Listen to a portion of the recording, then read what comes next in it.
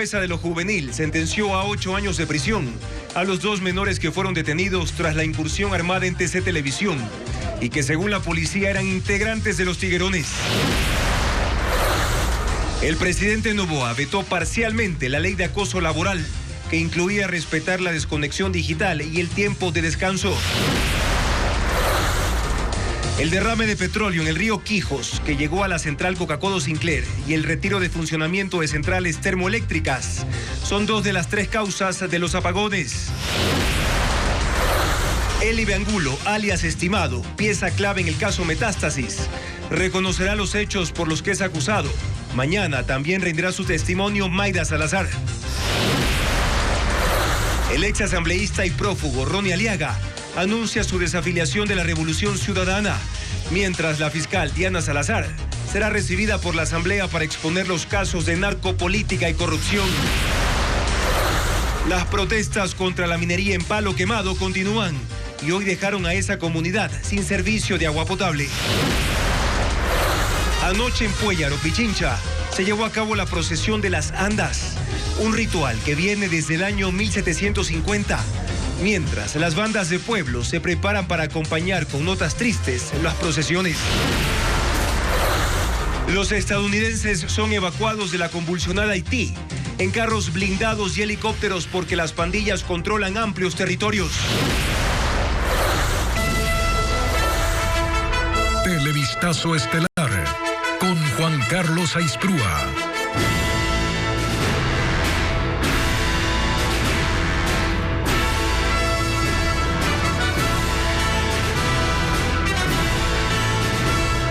Miércoles 27 de marzo, ¿qué tal amigos? Bienvenidos a una nueva jornada informativa en Televistazo Estelar. En Guayaquil condenaron a 8 años de prisión a 2 adolescentes que participaron en la incursión armada a TC Televisión. Los jóvenes de 15 y 17 años fueron procesados por terrorismo. Bessie Granja con el informe. Una jueza de la Unidad de Menores Infractores en el Complejo Judicial Florida en Guayaquil sentenció a 8 años de prisión a 2 menores de 15 y 17 años por el delito de terrorismo. Ambos el pasado 9 de enero participaron en la incursión armada a las instalaciones de TC Televisión, cuando 13 hombres ingresaron violentamente a la estación televisiva y sometieron a periodistas y personal técnico, a quienes golpearon e insultaron durante un programa en vivo. 77 días después del hecho, la jueza Espléndida Navarrete de Justicia Juvenil dictó sentencia tras la presentación de las pruebas por parte del fiscal César Peña, quien pidió la pena máxima para ambos menores que son hermanos. El delito de terrorismo está tipificado en el artículo 366 del Código Orgánico Integral Penal. Es sancionado con prisión de 13 a 26 años, dependiendo de los agravantes. Sin embargo, como se trata de adolescentes infractores, la pena máxima es la recibida, de 8 años. La Fiscalía presentó más de 40 pruebas documentales entre informes periciales, partes, denuncias y versiones. Los 11 implicados restantes son mayores de edad y esperan que se realice la audiencia respectiva en un juicio aparte. Desde su captura el 9 de enero, los 2 menores permanecen en el Centro de Adolescentes Infractores en el puerto principal, donde van a cumplir la pena impuesta. La figura que sancionaba el irrespeto a la desconexión digital del trabajador fue eliminada en el veto del presidente a la ley de erradicación de violencia y acoso en todas las modalidades laborales. El primer mandatario presentó esta tarde otras 10 observaciones. Diego Puente con el informe. El presidente de la República, Daniel Noboa, vetó parcialmente la ley de erradicación de violencia y acoso en todas las modalidades del trabajo. El primer mandatario hizo 11 observaciones. El Ejecutivo eliminó el inciso que indicaba que la violencia y el acoso laboral es no respetar la desconexión digital y el tiempo de descanso de un empleado, así como sus vacaciones, su privacidad personal y el tiempo con la familia. El primer mandatario justificó su decisión porque dice que la desconexión digital está ligada exclusivamente a los contratos de teletrabajo. Además dice que no todo tipo de contacto durante la desconexión digital, tiempo de descanso, permisos y vacaciones se puede entender como acoso laboral. Con el veto se elimina la posibilidad de que los inspectores de trabajo emitan sanciones pecuniarias en caso de violencia y acoso laboral, porque esa facultad recae en el director regional. El presidente quitó la obligación de que una empresa emita disculpas públicas a un trabajador en caso de que no se logre determinar al responsable de actos de violencia digital laboral. También eliminó el artículo que indicaba que un empleado público no puede ser obligado a renunciar ni a terminar la relación laboral como consecuencia de violencia y acoso. El veto será tratado por el Pleno de la Asamblea. Para que el legislativo se ratifique en su propuesta inicial se requieren 91 votos. Caso contrario se publicará en el registro oficial. 3 factores se unieron para que vuelvan los apagones a 20 ciudades en Ecuador. Uno es la reducción en la capacidad de producción de energía en la planta de Coca-Codo Sinclair. Francisco Garcés indica las explicaciones de las autoridades. Los cortes de electricidad que en las últimas horas han afectado a Guayaquil, Quito, Cuenca, además de otras ciudades, tienen 3 razones, según informó el Ministerio de Energía. Una es la reducción de la generación de Coca-Codo Sinclair desde el sábado a causa de un derrame de crudo del OCP ocurrido aguas arriba de la captación de la central. La contaminación obligó a reducir la carga de agua de ingreso a esa planta, que llegaba a producir el 40% de la energía hidroeléctrica del país, pero que este miércoles alcanzó una producción del 29%. Aunque la limpieza del crudo derramado continúa en el sector del Salado en el río Coca, la capacidad operativa de la hidroeléctrica aún no llega a sus niveles normales. El segundo factor es la caída en la producción de energía térmica por daños en varias generadoras, aunque el ministerio no especifica las unidades que están fuera de servicio. Y otra razón es la sobrecarga de la red de transmisión y la reducción del voltaje en algunas de las 71 subestaciones eléctricas. Por su lado, Selec dio a conocer que se trabaja para poner en servicio 4 unidades de generación dañadas en las centrales Álvaro Tinajero, Gonzalo Ceballos, Machala 2 y Aníbal Santos, que en conjunto sumarían cerca de 160 megavatios. El Ministerio de Energía informó que se realizan los trabajos para solventar los problemas, pero no especificó si los apagones seguirán o no en los próximos días. Y estos apagones se registraron desde anoche y sorprendieron a los habitantes de 20 ciudades del país. Duraron entre 2 y 4 horas. Diego Cuenca muestra las localidades afectadas. Los cortes de energía empezaron desde la noche del martes y se extendieron hasta la mañana de ese miércoles. Afectaron a una veintena de ciudades de la costa, sierra y Amazonía. Aunque las autoridades no han especificado cuáles son las ciudades que se quedaron sin luz, Televistazo recibió reportes de barrios de Quito en Pichincha, también en Tena, Archidona y Arosemena en Napo, en los cantones Patate y Ambato en Tungurahua, además en Puerto Viejo, Manta y Jipijapa en Manabí, en Babahoyo y Quevedo en Los Ríos. En Guayas hubo cortes en Guayaquil, Durán, San Borondón, Daule, Novol, Santa Lucía y otros. También en Santa Elena, en la capital Azuaya, Loja y Zamora Chinchipe. Los apagones duraron entre 2 y 4 horas.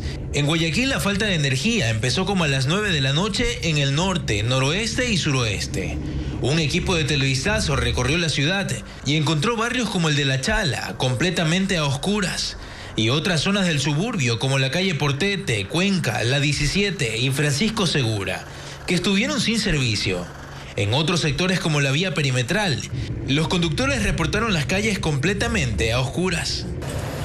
Los cortes de energía ocurren a pesar de que el pasado 23 de febrero el gobierno puso fin a la temporada de apagones. Sin embargo, aún hay cortes programados en Babahoyo, en Los Ríos, donde no tendrán luz este jueves, desde las 6 hasta las 9 de la mañana.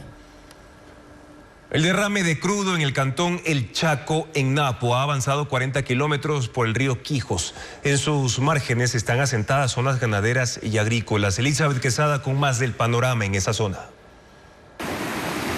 Enormes manchas de crudo permanecen impregnadas en las rocas y vegetación a lo largo de 40 kilómetros del río Quijos en el cantón El Chaco, provincia de Napo. Pese a que han transcurrido 4 días del derrame de petróleo ocurrido en la quebrada de Macana tras la rotura de una tubería del oleoducto de crudos pesados, OCP. Viene bajando con la creciente del río. Esto afecta tanto a la flora, a la fauna.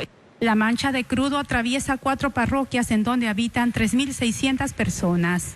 En las riberas de estos 4 poblados, unas 75 familias se abastecen del afluente para su consumo y también para el riego de al menos 20 hectáreas de cultivos de guayaba y naranjilla, entre otros, además de que es bebedero de unas 400 vacas.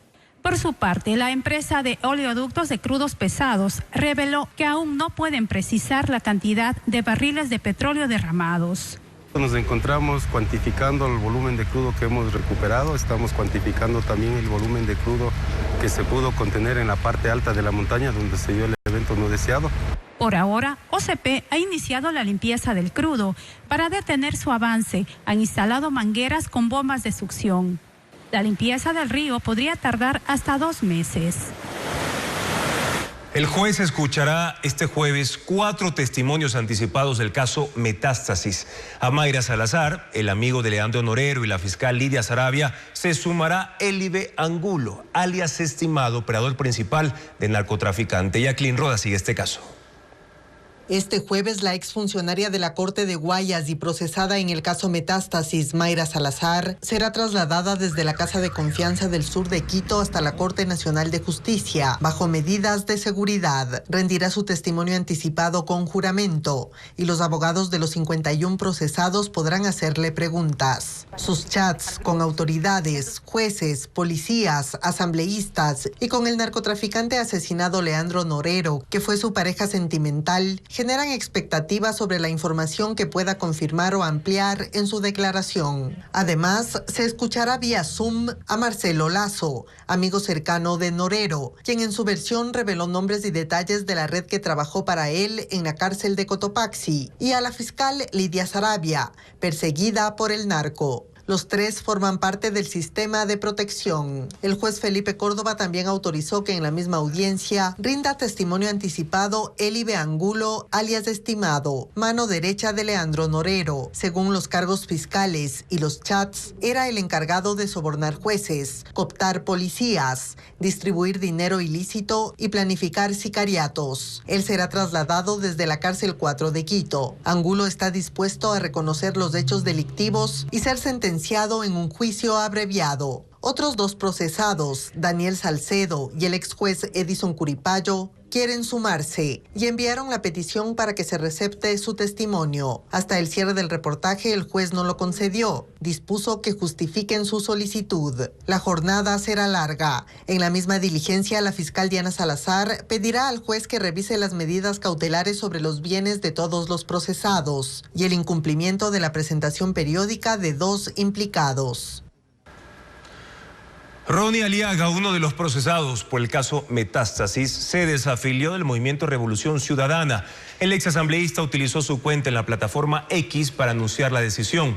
Reconoce que la acusación judicial en su contra ha generado división y divergencia en criterios entre los miembros de la organización política.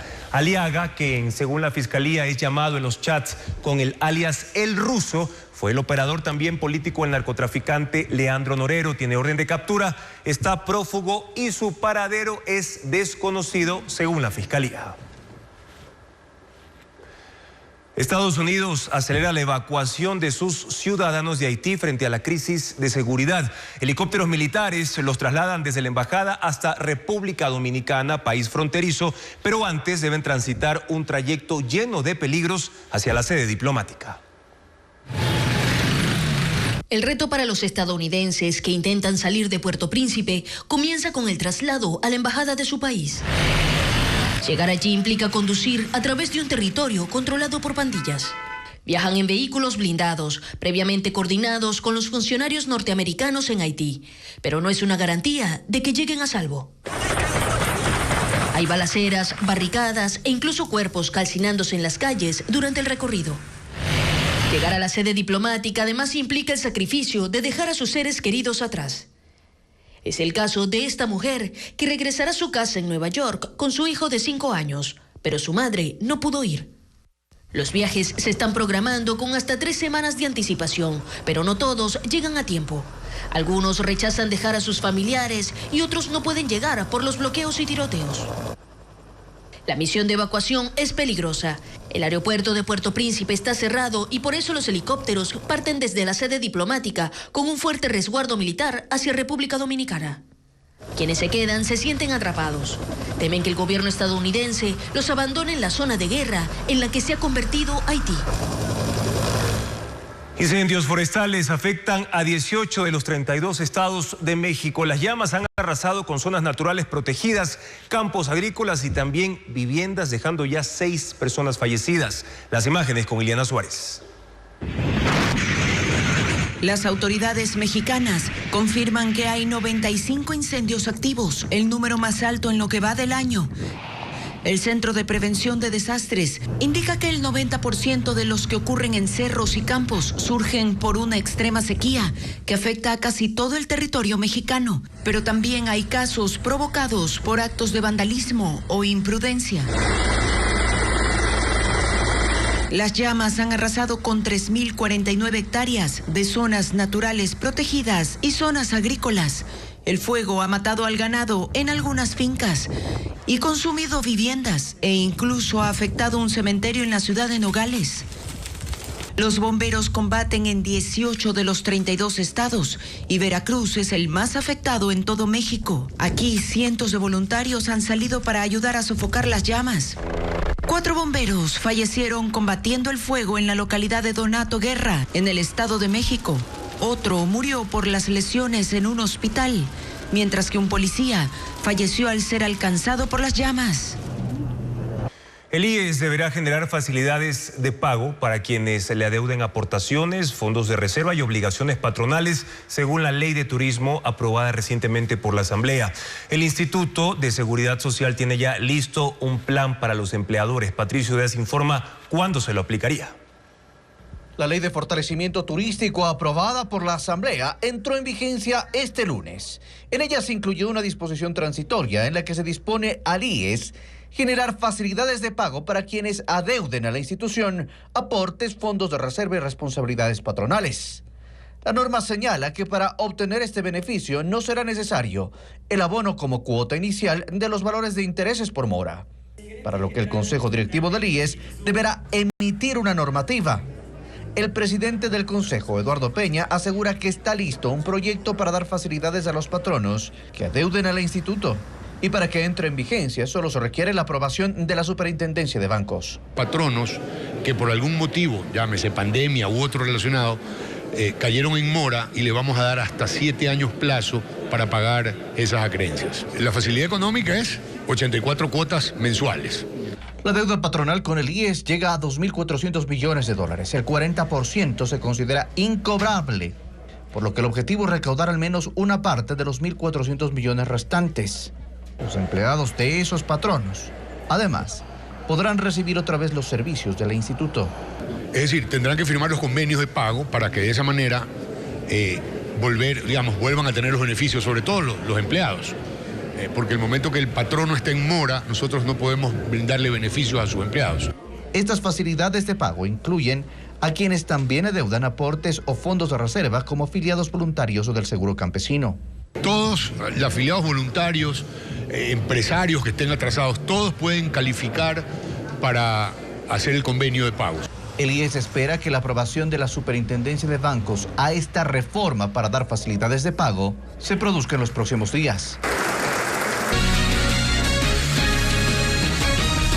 La carretera Loax-Santo Domingo no estará habilitada en el feriado de Semana Santa, mientras que la vía Calacalí-La Independencia en el norte de Pichincha está en mantenimiento para mejorar la seguridad de los viajeros. Francisco Garcés hizo un recorrido. La carretera Loax-Santo Domingo, que es la principal de las que unen Pichincha con Santo Domingo, Esmeraldas y Manabí, permanecerá cerrada hasta finales de abril por la pérdida del puente sobre el río Lelía ocurrida el 1 de marzo. El puente provisional empezará a ser colocado en los próximos días, luego de que concluya la construcción de las bases de concreto. Tiene más de 50 metros y es del Ministerio de Obras Públicas, pero no estaba completo en sus bodegas. Se debió fabricar pernos y arandelas y el piso fue encontrado en Cañar, desde donde será trasladado en los próximos días. Para que nuestros compañeros del Cuerpo de Ingenieros tengan los materiales que no tenía el Ministerio de Obras Públicas para armar el puente. La prefectura lo compró con este proceso. Es el último de los problemas en esta vía que sufre periódicamente de cierres. El anterior fue en enero debido a un deslave que afectó al kilómetro 83. Los bloqueos afectan a los viajeros y habitantes de las poblaciones ubicadas en el trayecto. Nancy Cruz vende dulces en Ayuriquín y su negocio depende del flujo de personas por la carretera. Con el cierre solo vende el 10% de sus productos. Ayuriquín ahora es un pueblo fantasma, porque si usted bien es cierto, aquí caminan solamente camionetas de aquí del pueblo, pero ya no hay carros, buses, tráileres, camiones que nos pasan comprando. Entonces, estamos súper mal. Para esquivar el cierre se puede tomar 5 vías alternas, 4 solo para vehículos livianos. Son de tercer orden y están en malas condiciones. La más corta une 2 puntos de la LOAC Santo Domingo separados por 8 kilómetros, pero se recorre en alrededor de 1 hora y se prevé que el tiempo de viaje se multiplique con el incremento del tránsito en este feriado. A falta de la LOAC Santo Domingo, la carretera Calacalí-La Independencia es la alternativa para viajar de Pichincha hacia la costa norte del país. Está habilitada y con asfalto en buenas condiciones hasta Nanegalito. De ahí hasta Los Bancos hay tramos en los que se trabaja contra el tiempo para cubrir los baches. Hay bastante tráfico y queremos que esta vía esté para este feriado en óptimas condiciones. Para el feriado en esta vía aumentarán los operativos de seguridad y de 7 se incrementarán a 13 los puntos de asistencia, en donde habrá ayuda mecánica y de primeros auxilios.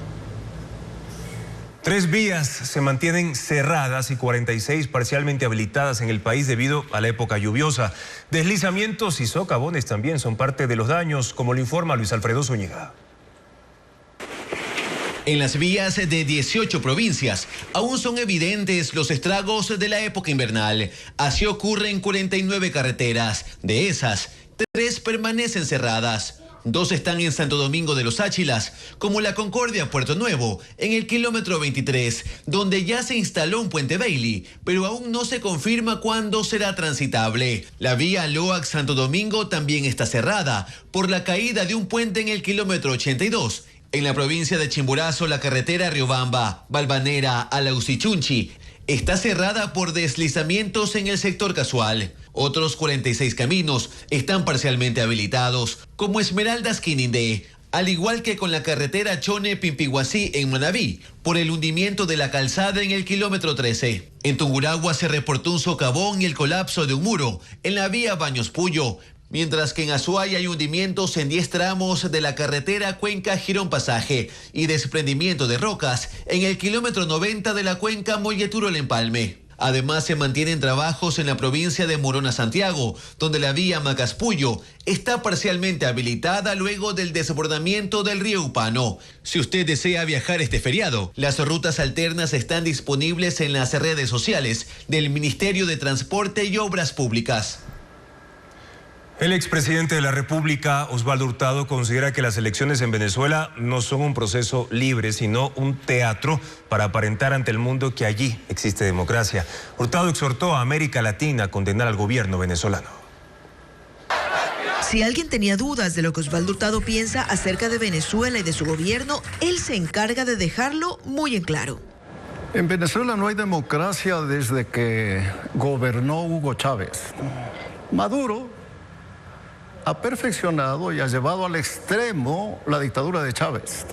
Y si eso piensa del gobierno en general, queda claro lo que opina del proceso eleccionario en particular. No se puede esperar que haya elecciones libres.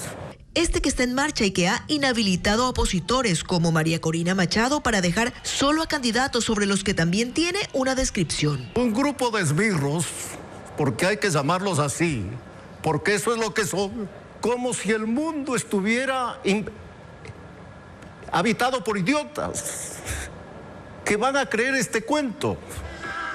Hurtado está convencido de que dentro de Venezuela el gobierno, al que él directamente llama la dictadura, ha comprado todos los estamentos, Fuerzas Armadas incluidas. Si hubiera en Venezuela Fuerzas Armadas democráticas que crean en los derechos humanos, en las libertades públicas y en la honradez en el manejo de los dineros públicos, ya habrían derrocado a Maduro.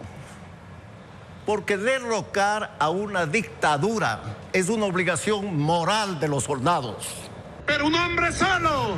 Pero no es solo la situación interna de Venezuela lo que le preocupa, sino también lo que fuera de ese país se hace para cambiar la situación. En ese sentido, dice que América Latina queda debiendo. Desolador, o desoladora, mejor, correctamente, la conducta de algunos gobiernos latinoamericanos. Gobierno de México, absoluto silencio.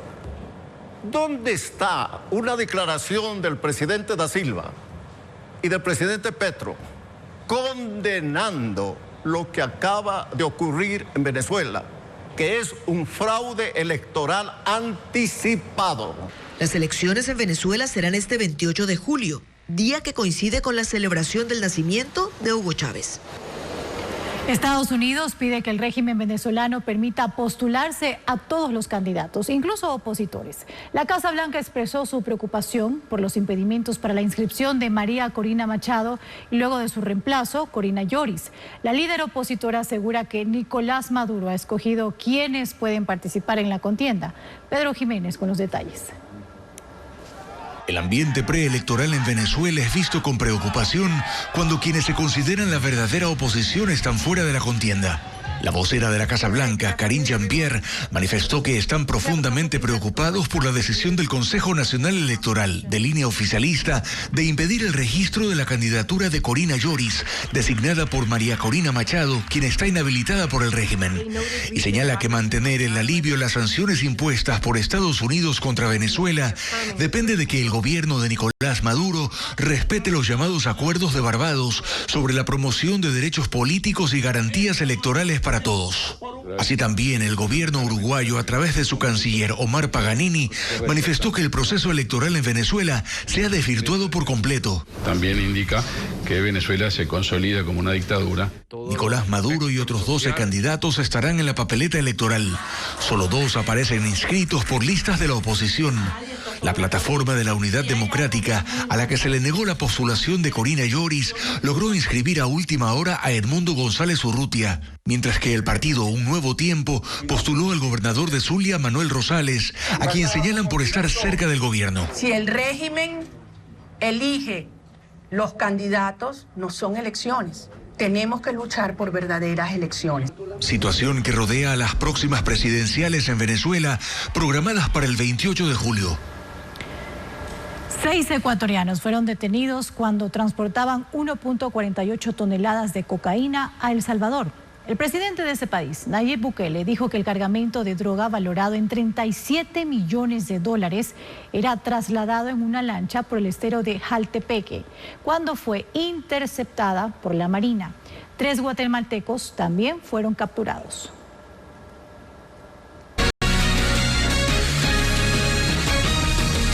Cerca de 1000 emprendedores, pequeños empresarios y representantes de multinacionales se reunieron en una rueda de negocios. En el evento organizado en Guayaquil buscaron alianzas comerciales y también acuerdos con jóvenes proveedores, informa William Young. Antes del evento ya estaban organizadas unas 550 citas de negocios que se desarrollaron en este auditorio de la Cámara de Comercio de Guayaquil. Fueron diálogos de 20 minutos entre representantes de marcas consolidadas, emprendedores y pequeñas empresas que buscan convertirse en proveedoras. En ese tiempo debían compartir información respecto a sus ofertas y los productos en los que se especializan. Por ejemplo, Ita Ramírez. Ella emprendió antes de la pandemia y ahora quiere expandirse en el mercado nacional. Uno inició con expectativas grandes y nos tocó reducirnos. Todos hemos achicado talleres, acortar personal. Nuestra necesidad en este momento es poder desenvolvernos nuevamente. En esta rueda de negocios buscan nuevas alianzas, pero tomando en cuenta la coyuntura económica y las nuevas reglas tributarias. Para que puedan intercambiar ideas, para que puedan intercambiar proyectos. Lo que estamos haciendo es catapultando la actividad comercial para encontrar oportunidades y seguir avanzando. Además, analizaron estrategias para captar clientes en el mercado digital. Los delegados de empresas ya consolidadas creen que estos foros abren la puerta para cerrar contratos, aunque no sean firmados de inmediato. Básicamente buscamos conocer un poco más del mercado, Hoy en día no nos podemos sesgar en un grupo de proveedores. Seguramente esto va a desembocar en una siguiente reunión, una visita a nuestras instalaciones para entender mejor nuestras necesidades. A este encuentro fueron hoteleros, delegados de empresas deportivas, de la agroindustria, de educación, de la construcción, textiles, salud. En total, más de 1,000 personas. Museos, teatros y malecones de Guayaquil, Quito y Cuenca listan actividades por el feriado. Por ejemplo, recorridos gratuitos por exposiciones de arte, conciertos y orquestas también y obras de comedia. Estefanía Arias con la agenda cultural. En Guayaquil, la procesión en el malecón será un recorrido para vivir una experiencia por Semana Santa en el Palacio de Cristal. Este viernes 29, desde las 10 de la mañana. Entre la culpa y el pecado, un breve recorrido al infierno es la actividad que se realizará en el Museo de la Ciudad en Quito, este sábado 30 y domingo 31, de 11 de la mañana a 14 horas. La Casa de la Cultura de Azuay abrirá la exposición Ora Pro Nobis, este miércoles 27 a las 19 horas, y el ingreso es gratuito. 1001 maneras de declararte a tu crush es la comedia que estará en Microteatro Quito este fin de semana, desde el jueves 28 al sábado 30. Hay 3 horarios, 7, 8 y 9 de la noche. El jueves 28, el actor Víctor Arauz llega con el stand-up comedy El Señor de los 40 en el Teatro Las Cámaras en Guayaquil a las 20 horas. Un recital denominado Tesoros del Piano a 4 Manos se realizará en la Casa de la Música en Quito este miércoles 27 a las 19:30. Y también en la capital será el concierto Hoy como Ayer en el Teatro San Gabriel. 4 artistas saldrán al escenario este sábado 30 a las 19 horas. Finalmente, la Orquesta Sinfónica de Cuenca, el Coro Polifónico y el Coro Comunitario de la Universidad de Cuenca ofrecerán un concierto digital llamado Beethoven 9, este sábado 30 a las 21 horas. El presidente de la República insiste en su llamado para que los ecuatorianos respalden la consulta popular del 21 de abril. Envió además un mensaje a sus detractores en medio de una ceremonia policial. Fabiola Santana con un extracto de sus declaraciones. El presidente Daniel Noboa fue el invitado especial en la ceremonia de aniversario del Grupo de Operaciones Especiales de la Policía. Sin embargo, fue la presencia de la fiscal Diana Salazar la que llamó la atención. Durante el evento permaneció al lado derecho del mandatario. Incluso tuvo un papel protagónico al ser la primera en entregar una condecoración, en esta ocasión al estandarte del GOE. Noboa recibió el banderín insignia de la institución. El comandante del GOE, Santiago Gavilanes, destacó que 400 hombres de esa unidad hacen frente al terrorismo y la violencia.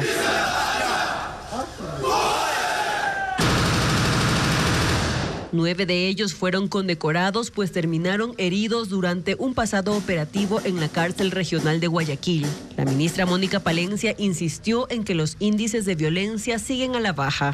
Ahora que hemos podido, durante el gobierno del presidente Daniel Noboa, bajar el porcentaje de homicidios intencionales de manera harto significativa y enfrentamos la guerra de las percepciones, en la cual se quiere menospreciar el trabajo realizado, les pido más que nunca esta unión y esta fuerza. El presidente Noboa pidió el respaldo ciudadano para la consulta popular y lanzó un mensaje a sus detractores. Enfrentamos también a una violencia política cuyas armas son la envidia, el chantaje y la corrupción.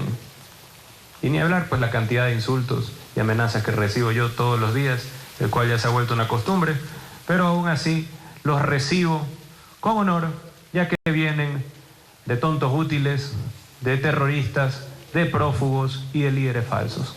Los criminales tienen terror a la extradición, tienen terror a su presencia constante en las calles, tienen terror a que las Fuerzas Armadas también los acompañen. Y por eso tratan de aterrorizar a la ciudadanía y empujarla a que voten en contra de su propio futuro. Resaltó que la lucha recién empieza, aunque terminó su discurso anunciando que el país está cerca de la paz. Militares y policías llevaron a cabo una serie de operativos en varias provincias. Una de las intervenciones fue ejecutada por la Fuerza de Tarea contra el Delito de Extorsión y Secuestro. Diego Cuenca informa cuántos capturados hay. La madrugada de ese miércoles, la policía realizó 54 allanamientos en las provincias de Pichincha, Manabí, Los Ríos, Guayas, Santa Elena y El Oro. Capturaron a 34 personas que son miembros de bandas de extorsión y secuestro y que fueron rastreadas por la Fuerza Investigativa contra la Extorsión, que empezó a operar desde el pasado 20 de marzo. Gran parte de la intervención se realizó en Quito y Guayaquil. A los detenidos se les encontró armas, droga, explosivos y panfletos con amenazas de grupos terroristas. Además, los uniformados rescataron a 9 víctimas que fueron secuestradas durante las últimas 24 horas. Un grupo de militares halló 10.000 plantas de coca que fueron cultivadas en el cantón Putumayo, en la provincia de Sucumbíos. Junto a esos sembríos estaban 2 viviendas que, según el ejército, eran utilizadas como áreas de descanso para grupos armados que operan entre la frontera de Ecuador y Colombia. Además, decomisaron insumos médicos y armas de fuego. Las Fuerzas Armadas en el cantón Limón Indanza, en Morona, Santiago, destruyeron 10 campamentos de minería ilegal que estaban equipados con 6 dragas, 4 motores de succión y un generador de energía para la explotación aurífera. Esa actividad ilícita se realizaba en el bosque protector Tinajillas, Río Gualaceño. No hubo reportes de detenidos. Otro operativo en Guayaquil logró el decomiso de 500 bloques de cocaína que estaban ocultos dentro de una vivienda usada como centro de acopio. Además, los agentes arrestaron a 3 hombres.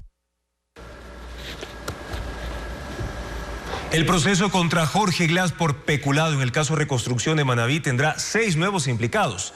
La fiscal Diana Salazar formulará cargos en su contra. Todos son exfuncionarios del correísmo, informa Jacqueline Rodas. La fiscal general Diana Salazar vinculará a 6 personas al caso Reconstrucción de Manabí. Todos fueron funcionarios del gobierno de Rafael Correa. Serán procesados por peculado los exministros de Transporte y Obras Públicas Walter Solís y Boris Córdoba, los exsubsecretarios de Obras Públicas Omar Chamarro y Franklin Bernal, Milton Maldonado, exdirector de Inmobiliar, y Víctor Jaramillo, exdirector del CERCOP. La fiscal pidió a la jueza Rita Bravo que fije fecha para la audiencia. Los 6 nuevos implicados se sumarán a los 3 que ya enfrentan cargos. El ex vicepresidente Jorge Glass, quien tiene orden de prisión, pero está en la Embajada de México en Quito esperando una respuesta sobre su solicitud de asilo. El exsecretario del Comité de la Reconstrucción, Carlos Bernal, hijo de Franklin Bernal, quien está prófugo en Miami, y el exgerente de Ecuador Estratégico, Pablo Ortiz. Según la investigación fiscal, Glass y los demás procesados desviaron $367 millones recaudados mediante la Ley de Solidaridad, que debían usarse exclusivamente en obras prioritarias para los afectados por el terremoto de 2016. Aprovechando la emergencia, evitaron el trámite de una licitación regular y destinaron los fondos al arreglo de parques y aeronaves, y beneficiaron a la empresa de un familiar directo de Bernal. Salazar también afirma que hubo sobreprecios en la adquisición de hospitales móviles e irregularidades en los reasentamientos para damnificados que hasta la fecha viven en carpas. Con la vinculación de los 6 procesados, la instrucción fiscal se extenderá hasta la primera semana de mayo. La fiscal Diana Salazar comparecerá ante el Pleno de la Asamblea Nacional luego del receso legislativo. Así lo definió la funcionaria con el presidente de ese organismo, Henry Kronfle. Ella expondrá el avance de los casos que actualmente investiga. Patricio Díaz tiene los detalles. La fiscal Diana Salazar participó invitada en el cambio de guardia de la escolta legislativa este miércoles en la Asamblea. Su presidente, Henry Kronfle, adelantó que acordó con ella que comparezca ante el Pleno luego del receso legislativo, que concluye el 9 de abril. Estamos por definir una fecha que vendría la fiscal nuevamente a la Asamblea Nacional a darnos los avances sobre los casos de connotación nacional para ver cómo van esos procesos. La fiscal general llegó a la Asamblea luego de 3 intentos fallidos para darle un respaldo y otro que buscaba reconocer la institucionalidad. Este último propuesto por el presidente Kronfle, pero que no tuvo éxito porque pedía se entregue información a la Asamblea de 7 casos adicionales a Metástasis y Purga, en un ejercicio que los legisladores cuestionaron como una rendición de cuentas. En vez de tener una información en papel, pues que directamente la fiscal, en el marco de una comisión general, recibirla. En el correísmo insisten en que la fiscal debe responder por todos los casos en su futura comparecencia. Es la obligación de la señora fiscal de informar al país. Ojalá en esta comparecencia informe todos los procesos que se viene ventilando. Desde el oficialismo resaltan la importancia de la comparecencia de la fiscal. Nosotros creemos en la independencia de funciones, nuestro respaldo ha estado hacia el trabajo de la Fiscalía como tal. Hemos sido recurrentes en decir que nosotros apoyamos que la Fiscalía haga un trabajo y más aún cuando hay exasambleístas de promedio. La fiscal Diana Salazar rindió cuentas a la Asamblea el pasado 23 de enero, como le dispone la ley, para informar sobre su trabajo. Luego de esto se hizo público el caso Purga, que incluyó la detención del ex legislador social cristiano Pablo Muentes y recientemente se vinculó en el caso Metástasis al también ex legislador correísta Ronnie Aliaga. Además de interceder ante jueces en beneficio de los criminales, los chats de Mayra Salazar evidencian que lavaba dinero, ingresaba artículos prohibidos a las cárceles, pedía hackear medios de comunicación y concertaba citas con damas de compañía. La mujer de los chats, Mayra Salazar, procesada por el caso Metástasis y pieza clave del caso Purga, era muy versátil. Tenía conexiones y formaba parte de la corrupción en el plano judicial y político, que incluso le habrían servido para incurrir en otras prácticas, como narcotráfico. En una conversación con la usuaria Joa, de quien no se conoce su identidad, Mayra Salazar asegura tener cómo llegar al hijo del Chapo Guzmán, cabecilla del cártel de Sinaloa, y se muestra abierta a la posibilidad de asociar para traficar droga. Necesito hacer plata, ya no sé qué inventarme. Lo único que mover coca. Jodido que lo haga, porque ahí sí siento que me... Hay un inversionista, hasta quería mandar a Holanda.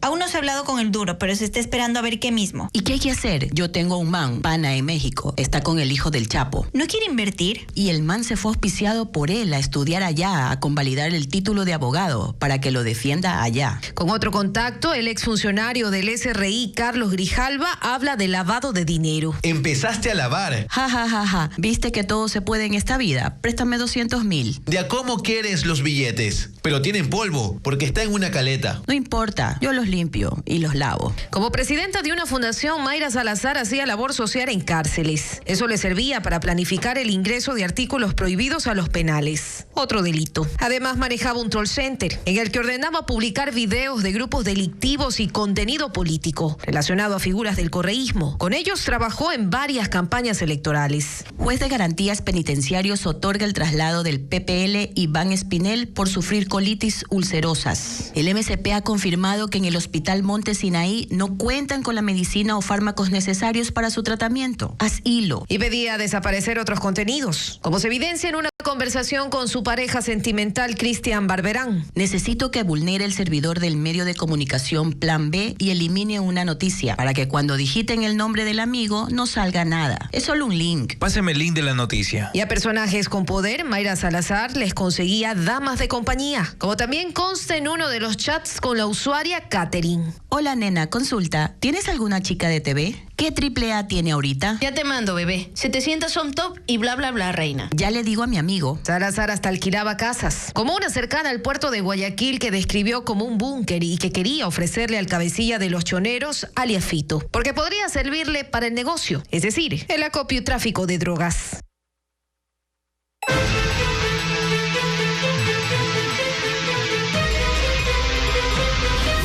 Minería, el nudo gordiano.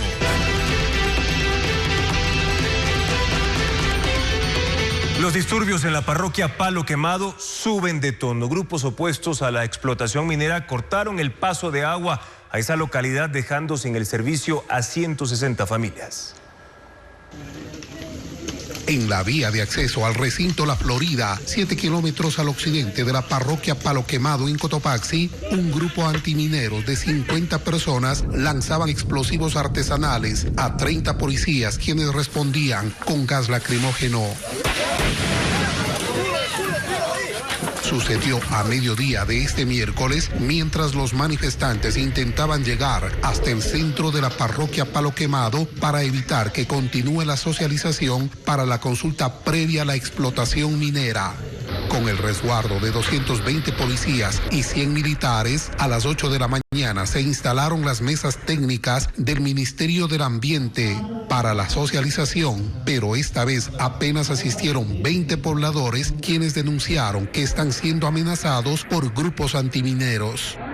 Dicen que nos van a quemar, que supuestamente porque estamos, o por pensar diferente a ellos, a que sí se dé la minería legal o a que no se dé, entonces esas amenazas es por eso. Me siguen a pegar, me siguen a garrotear. Tengo amenazas que me van a matar igual. Mientras 500 manifestantes permanecieron 5 horas a 1 kilómetro al occidente del centro de la parroquia Palo Quemado. Y lo que exigimos es una consulta popular, consulta a la parroquia Palo Quemado, Siquio, Chuchén, o sea, todo Cantón Siquio y a todo Cotopaxi. Autoridades gubernamentales aseguran que los antimineros provocaron la rotura de la tubería de agua que dejó sin servicio a 160 familias de 2 recintos. Hasta el cierre de este reportaje no se registraron personas heridas. La visita del presidente Daniel Noboa a Canadá y los problemas en Palo Quemado alimentan la discusión sobre la política minera en Ecuador. Una empresa pública se encarga del extractivismo, pero con todos los conflictos legales y sociales no logra que sea una fuente permanente de recursos, como lo explica Hernán Higuera. En el 10º piso del edificio Tenerife, en el centro norte de Quito, funciona la empresa nacional de minería ENAMI, que gestiona 14 proyectos mineros y 27 concesiones. Es la más pequeña de las 7 empresas estratégicas y desde su creación hace 14 años ha tenido 32 gerentes. En el 2023 registró pérdidas por $5.3 millones. Su trabajo es gestionar los acuerdos de exploración y explotación minera, como los que anunció el gobierno tras su viaje a la Feria Minera en Canadá. Y su tarea también es resolver las trabas jurídicas y sociales que impiden la minería, como lo que ocurre ahora en Palo Quemado. Pero mientras haya acciones en la justicia o conflictos con las comunidades, su acción es poco efectiva. Problemas sociales, problemas legales, hay diferentes sentencias de jueces que impiden o que declaran de repente alguna área libre de minería o que no se puede realizar ningún tipo de actividades mineras. Eso es básicamente el problema de fondo que tenemos y que tenemos que gestionar. ENAMI también se encarga de procesar el material aurífero incautado a la minería ilegal y recuperar recursos para el Estado una vez que la justicia ordena su procesamiento. Pero no tiene la infraestructura y arrienda plantas de procesamiento. Eso es otro problema porque se pierden recursos. Ya sucedió en Imbabura con el material incautado en la mina ilegal de Buenos Aires. Se cambió el oro por ripio. El material inventariado estaba valorado en 5 millones. Fue recuperado 1. Que para poder llegar al proceso de beneficio, la ENAMI tenía que, 1, sacar un concurso público y encontrar una empresa de beneficio ganadora. 2, pagar anticipos. 3, pagar laboratorios. Todo eso significaba plata y la ENAMI se caracteriza por no tener recursos. ENAMI en 2023 tuvo un presupuesto de $4.26 millones. Ahora de 2.5 millones para sus 49 empleados entre administrativos, geólogos y expertos en prospección de suelos. En 5 años llegarían los $4.800 millones de inversión que se le prometió al sector minero a inicios de marzo en Canadá. Sin embargo, episodios como los de la parroquia Palo Quemado en Cotopaxi les generan temor a los inversionistas, informa Lenín Artieda. A los inversionistas que comprometieron $4.800 millones para actividades mineras, los hechos ocurridos en Palo Quemado, donde se desarrolla un proceso de consulta ambiental, los mueve hacia la incertidumbre. Esto genera zozobra, sin duda alguna. Sin embargo, según la Cámara Nacional de Minería, quienes comprometieron esas inversiones y ya han ejecutado labores de exploración, están a la espera de acciones por parte del gobierno para iniciar las fases de construcción de mina y producción. El Ecuador está dando buenas señales a esos públicos internacionales, a esos públicos de inversores y de banca de inversión para que vengan a invertir en el Ecuador. Pero por supuesto, estas señales tienen que estar acompañadas de hechos reales. Palabras más hechos. Como buena señal identifican la emisión de los manuales que viabilizan las consultas, tanto la consulta previa, libre e informada como la ambiental. Ante las críticas a la constitucionalidad de esos procedimientos, los mineros manifiestan que todo lo que se está haciendo tiene un sustento legal. No se trata de una norma, se trata de una compilación de los estándares que la misma Corte Constitucional ha venido esgrimiendo a lo largo de algunas sentencias en los últimos años. Eso sí, dejan claro que esos 4.800 millones de inversión dependen de la velocidad con la que avancen los proyectos y calculan que llegarán progresivamente en una ventana de 5 años. Pero que la pelota no está en su cancha, dicen, que ellos quieren poner la plata, pero que todo depende de las acciones del Estado para garantizar la seguridad jurídica que debe acompañar a todas las fases del proceso. La Revolución Ciudadana y el Partido Social Cristiano, las dos principales fuerzas políticas legislativas, no participarán en la campaña de la consulta popular del domingo 21 de abril. Aunque han señalado tener sus posiciones definidas, los aliados del gobierno prefieren no involucrarse directamente. En el Ecuador hay organizaciones políticas que entienden que la política es un espacio del que se entra y se sale a conveniencia, en el que se participa o no dependiendo de los cálculos coyunturales. Y no se trata solamente del ejercicio de escoger las batallas. Evidencian no tener inconvenientes incluso en confrontarse con sus propias actuaciones o pronunciamientos, sin tenerle miedo a tensar la coherencia. Está el caso de la Revolución Ciudadana, que manifiesta oponerse a la consulta como hecho político. Por la forma, anclan su postura en que los temas a tratar podían ser procesados por la Asamblea y por ende sostienen que los 62 millones que costará la consulta son un gasto innecesario. Pero ese es un desacuerdo con la realidad, porque la consulta se va a dar. La ciudadanía acudirá a pronunciarse sobre 11 preguntas y lo cierto es que el movimiento político más grande del país ha decidido retirarse de ese tablero. Pronunciamientos aislados señalan que se opondrán a las preguntas del trabajo por horas y a la de los arbitrajes internacionales. Pero lo harán cuando puedan, cuando quieran, porque no van a hacer campaña formal. Y no está claro si se trata de un asunto de comodidad o si están evitando participar en un evento del que podrían salir derrotados. En el Partido Social Cristiano hay una dinámica similar. El bloque de legisladores de esa organización expresó que respaldan la consulta porque se incluyeron finalmente 2 temas que ellos sugirieron, precisamente los 2 únicos temas a los que ha dicho que se opone el correísmo. Sin embargo, la principal opción electoral social cristiana de cara a las presidenciales del 2025, Jan Topic, ha señalado que él cree que no debería haber consulta porque entiende que es una jugada política para mejorar los números de Daniel Noboa, quien va a buscar la reelección, y porque no ayuda a solucionar las necesidades inmediatas del país. Esa es su postura personal. Pero más allá de esa disonancia con la posición del partido, lo cierto es que los socialcristianos resolvieron que no van a mojarse en esta campaña, tomando una brasa de distancia y creyendo que es espacio suficiente para subirse o desembarcarse del resultado y sus efectos.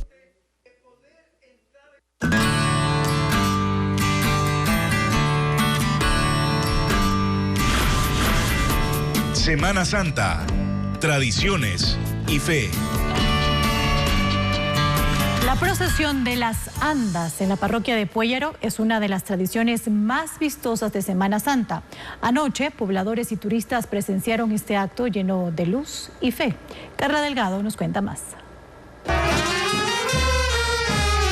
Anoche, como cada martes de Semana Santa, los pobladores de la parroquia de Puellaro asistieron a la procesión de las andas. Esta tradición religiosa nació en 1750. Desde la tarde, decenas de voluntarios decoraron las estructuras de madera y las imágenes, como el Jesús de la columna, María Magdalena, la Virgen. Las andas guardan la misma característica. Son pesadas para dar a la peregrinación el sentido de sacrificio y penitencia. Algunas tienen más de 2.000 libras de peso, cargadas entre 10 esclavos, lo que representa más o menos que cada uno está cargando 2 quintales por este largo recorrido. La procesión interpreta las estaciones del Vía Crucis, un recorrido que hizo Jesús antes de su crucifixión. Las andas son cargadas por esclavos. Ellos son voluntarios que ofrendan este día como sacrificio. Otros lo hacen movidos por la fe y la tradición. Yo voy a tener 44 años y yo lo vengo haciendo desde los 12 años más o menos. En mi caso es por generaciones. Esta velada nocturna también convoca a turistas extranjeros y se ha hecho más popular durante la última década. Las bandas de pueblo son un elemento fundamental en las procesiones religiosas. Sus prácticas y presentaciones aumentan en la Semana Mayor. Diego Puente con las historias.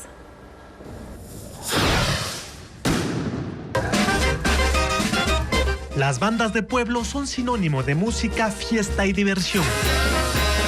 Pero en Semana Santa, las notas que invitan al baile cambian.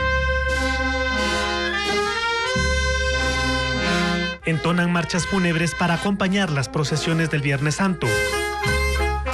Conmemoran la agonía y muerte de Jesucristo. En Quito, la banda del gremio de albañiles tiene 103 años. Sus 15 integrantes conocen 7 marchas fúnebres. En temporadas normales practican una vez a la semana, pero antes del Viernes Santo lo hacen casi todos los días. El Gólgota, las catacumbas o Dios te salve María se han escuchado desde hace 45 años en las procesiones del Jesús del Gran Poder. Este año participarán en la procesión del sur. Nos hacen estremecer, nos hacen meditar, nos transmiten un sentimiento de melancolía, de tristeza. Las bandas son una expresión de la cultura popular extendida sobre todo en la sierra. En Riobamba, la música fúnebre también acompaña a las andas con el Cristo tras su crucifixión. Mezclan las marchas fúnebres con otros ritmos. Y aparte se va variando con lo que es los yarabí, que también que es un ritmo bien triste.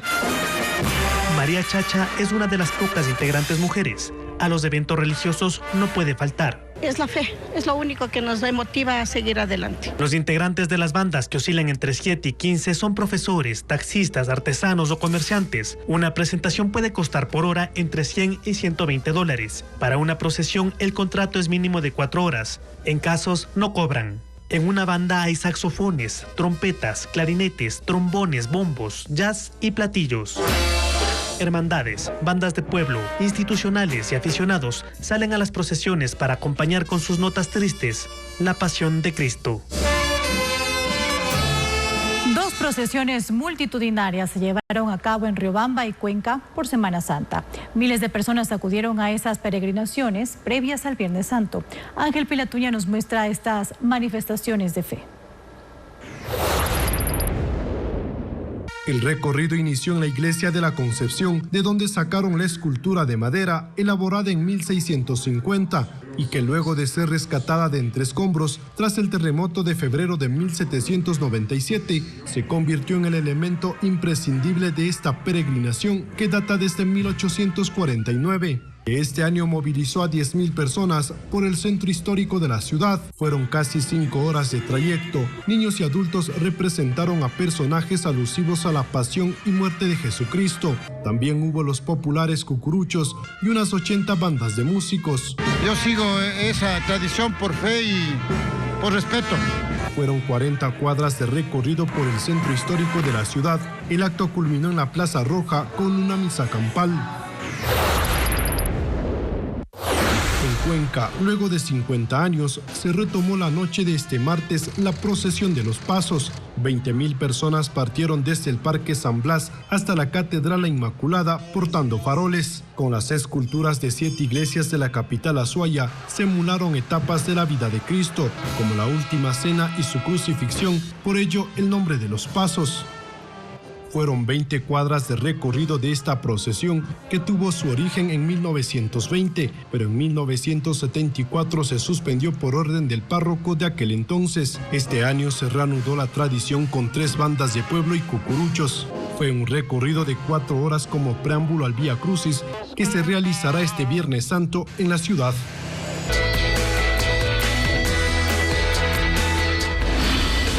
Feriado. 3 días de ocio fecundo.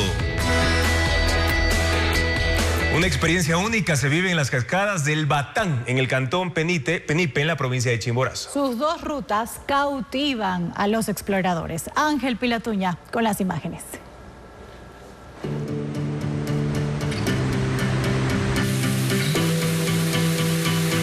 6 caídas de agua cristalina brotan de vertientes del volcán Tungurahua, formando un paisaje único en el cantón Penipe de la provincia de Chimborazo. Se trata de las cascadas El Batán y Ojo del Fantasma. El nombre de esta última se debe a la formación rocosa por donde pasa un riachuelo que, vista desde la base de la cascada, se asemeja a un ojo.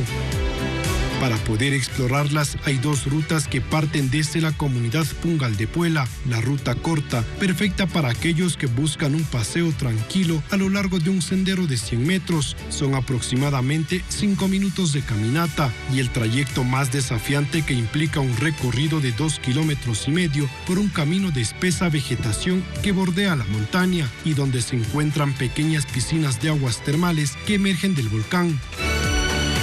Aquí, la naturaleza se mezcla con la adrenalina, pues es el sitio perfecto para hacer canyoning, un deporte extremo que consiste en descender por las cascadas. Esta actividad se realiza con el acompañamiento de expertos de 2 operadoras turísticas que mantienen un sistema de seguridad en el área. Este es también hábitat de una variedad de especies de aves, como las tórtolas y el mirlo acuático. Más de 100 especies de plantas como la chuquiragua, los alisos y arrayán. En los senderos destacan también los famosos árboles de polilepis.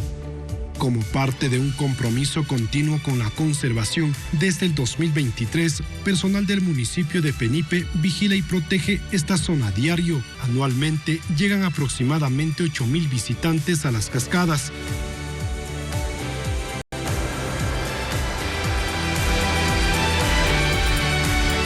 La vía Loac-Santo Domingo, principal ruta que une a la sierra con la costa, continuará cerrada al paso vehicular en este feriado. 5 carreteras, pero de tercer orden, están habilitadas en la zona. Mientras que la vía Calacalí-La Independencia, que conecta Pichincha con la costa norte del país, sí está operativa, pero en mantenimiento, por lo que se recomienda conducir con precaución. Los detalles de todas las vías cerradas para este feriado están en las redes sociales del Ministerio de Transporte y Obras Públicas. Gracias por su sintonía y confianza, amigos. Mañana en contacto directo estarán Jorge Ortiz, periodista y analista político, para hablar sobre las consecuencias que dejan al Partido Social Cristiano y al correísmo los casos Purga y Metástasis. También el internacionalista Esteban Santos para revisar la tragedia humanitaria en Gaza y la arremetida de Rusia sobre Ucrania. Sigan las noticias a toda hora en ecuavisa.com. Nos vemos en la primera emisión de Televistazo. Buenas noches.